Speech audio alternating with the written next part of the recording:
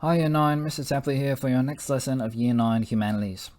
This lesson, our learning intention is to define the term citizenship. So what does that word mean? And then reflect upon the concept of global citizenship. So you may have a passport for your home country.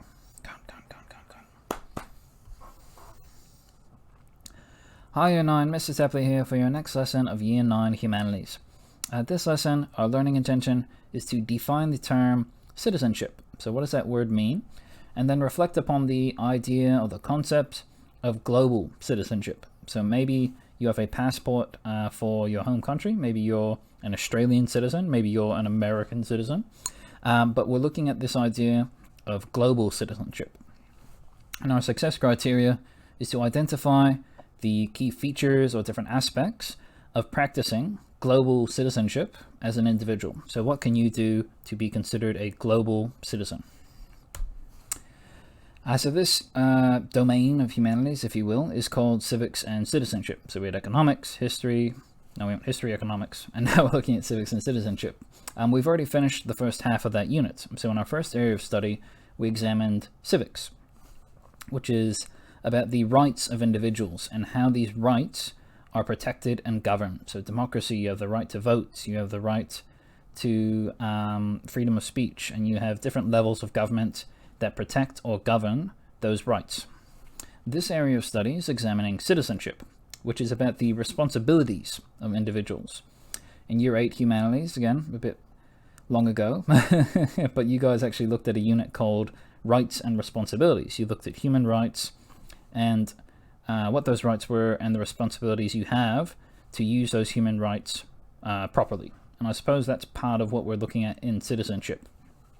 In exchange for the protection of your civic rights and freedoms in a community, so in Monash, state, Victoria, or at a federal level or a national level in Australia, in exchange for the protection of your civic rights, we all have responsibilities to improve and to support our home. That's just the way the world works. If everyone is selfish and only protects themselves, only helps themselves, we will fail as a society. We need to be working together. If every individual works to improve their home, to improve their community, and practices responsible citizenship, everyone will benefit. So basically, selfless behavior will create a better home for all of us.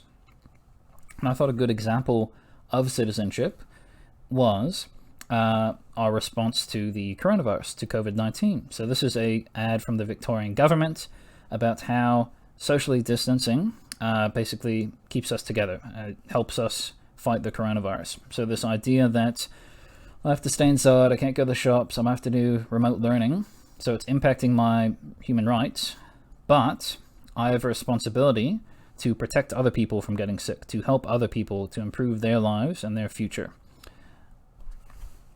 Some more examples of citizenship in action. Teamwork makes the dream work. When Mr. Tapley shouts at you for throwing rubbish on the ground, not if, but when, I'm reminding you that we are all responsible for our school community. So to be a citizen of Glen Waverley Secondary College, you need to be responsible for your school community in exchange for the rights you have at school. So you have devices, you have access to the wonderful food at the canteen, although it's a bit pricey. In exchange for those things, you have to be responsible for protecting the school community. If every single person throws rubbish on the ground, if every single person pollutes the environment will be destroyed, and then you won't have a school community, and you're going to have to do another 6 months of remote learning. What about voting? Why do I have to vote? Well, as a citizen of the nation, it's all our responsibilities to create a government that represents the interests of the people. If no one votes, we won't have our rights and freedoms protected. And there's that connection again to civics and citizenship. So we have a right to vote, and we have a responsibility to vote so that we can create a government that helps other people in the country. Why should I help others? I only care about my life. I've actually got that tattooed on my neck. If every citizen lived their life without helping others, our community would collapse. Consider all the people in your life who have helped and supported you. Your parents, your friends, doctors, farmers, pilots, etc., etc., etc. Obviously, you're not interacting with a lot of people during remote learning, but the people at the grocery store who are bagging your food, you know, the guy at Macca's who is handing you your lunch or your dinner. All of those people are helping you.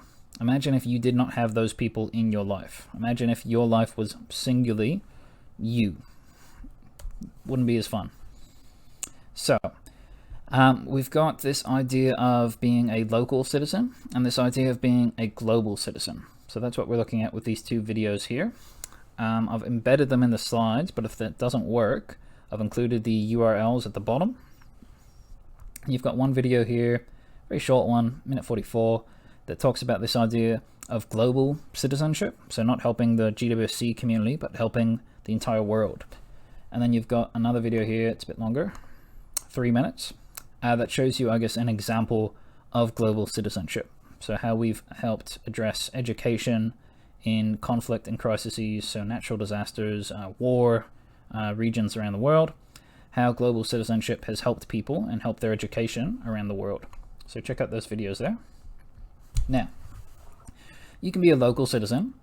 So a local citizen considers how he or she can improve their community. So that's volunteering, fundraising for like local parks or sports, cleaning the beach, you know, picking up rubbish.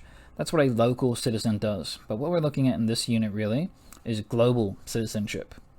So a global citizen is someone concerned with the health and happiness of everyone, an individual concerned with their role and responsibilities to the world. So you guys, the young people, you guys have got the global issues of climate change to deal with, of war, nuclear war in the future, you know, war of North Korea, or Russia and America going at it. There's a lot of global issues, plastic pollution, recycling, I could go on, that you guys are going to have to deal with. You can't really tackle them by yourself. You need to address them as a world, as a united global citizen world. So that's what this unit really is about, identifying global issues and challenges, and then explaining to you what they are, why you need to address them, and how you can address them together as a global citizen. So after you read through the slides, after you've watched those two videos, because those will help you with the questions on this slide, in your digital notebook, I would like you to read through 1, 2, 3, and 4 definitions of the term global citizenship. And then I want you to justify why you believe this is the best explanation of the term and its importance. So you're looking through these 4 definitions of the term global citizenship. Pick your favorite, so pick the one that you think is the best, and then justify why you believe it is the best explanation of the term and why you think global citizenship is important. So you've got 4 different definitions. You've got one from the Victorian government, one from Oxfam, which is a charity, one from John Lennon, who is a musician, or was a musician, used to be with the Beatles, a bit before your time, and then one from, I thought this was appropriate because I'm doing Year 7 Humanities at the moment, we're looking at ancient Greece, one from Socrates, who's an ancient Greek philosopher. So, the first one, global citizenship means an awareness of our interconnectedness with people and environments around the globe. So how we are all connected, how we are connected to different people, different environments around the globe. Second definition, a global citizen is someone who is aware of the world and their place in it, taking an active role in their community and working with others to make our planet more equal, more fair, and more sustainable. So making sure that the world is still here 10 years from now, 20 years from now, 50 years from now. This one's actually song lyrics from a song written by John Lennon. Imagine no possessions, no greed, no need for greed or hunger, a brotherhood of man. Imagine all the people sharing all the world. So this idea that we shouldn't be fighting, we shouldn't be taking all the food for ourselves, we should be sharing it with other people. John Lennon, the Beatles. And then the final quote there, I am not a citizen of Athens, which is a city in ancient Greece. I am not a citizen of Greece. I am a citizen of the world. So that was the most important thing to Socrates. So you got 4 definitions there. Pick which one you think is the bestest. And then in your digital notebook, write it out. So actually write out the definition. And then 1 or 2 or 3 sentences justifying why you believe that's the best one.